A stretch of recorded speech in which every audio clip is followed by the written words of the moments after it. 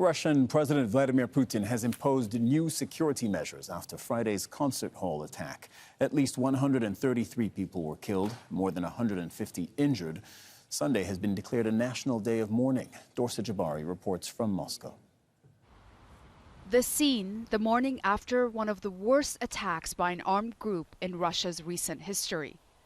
Emotions are running high as Russians come to terms with what happened, including those who survived.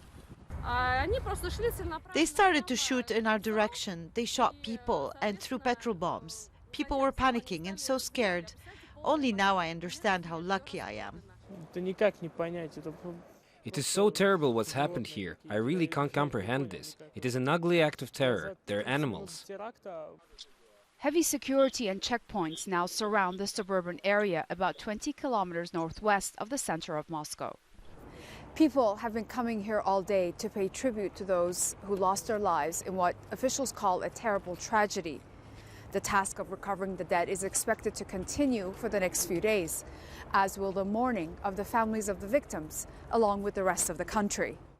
President Vladimir Putin has called the attack a bloody and barbaric act and vowed revenge. We will identify and punish everyone who was behind the terrorist attack, who prepared this strike against Russia and its people. No one will be able to sow the poisonous seeds of discord and panic in our multinational society. As the president addressed the nation, hundreds of people queued to donate blood at centers in Moscow.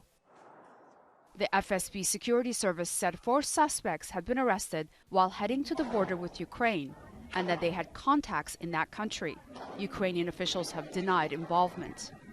These pictures purportedly show stores of ammunition seized by officials inside the Crocus city hall, suggesting the attack was planned in advance.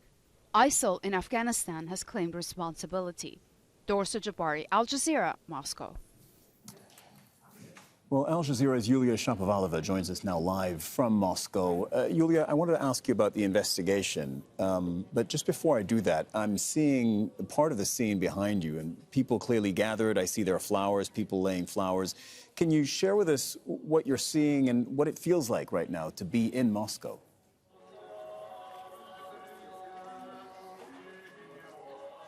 Well, that's right.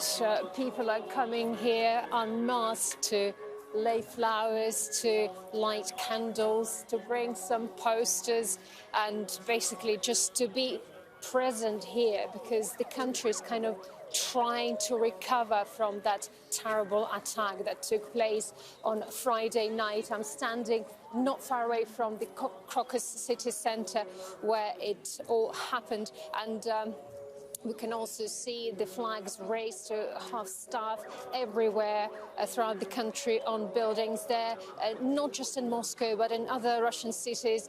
Candles are being lit in various places, as well as monuments are springing up, and people come there and say they're paying their respects. So at the moment, the clearance operation continues here. We know that dog handlers with dogs are looking for people remaining under the rubble and the bodies of those dead who can be there, as well as they're searching for some explosive devices and weapons who can also be here. But as far as we know, the Moscow governor also said that there can be bodies under the rubble.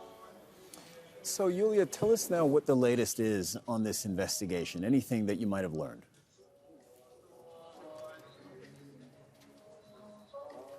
Well, that's right. The investigation is underway. Many questions remain about who is behind this attack. We know that ISIL's Afghan branch has claimed responsibility, and many international observers agreed with that, analyzing the way how the attack had been carried out.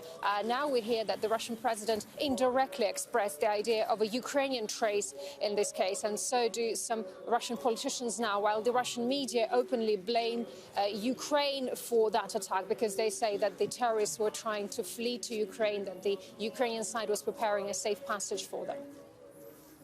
Yulia Shapavalova reporting from Moscow. Thank you very much, Yulia.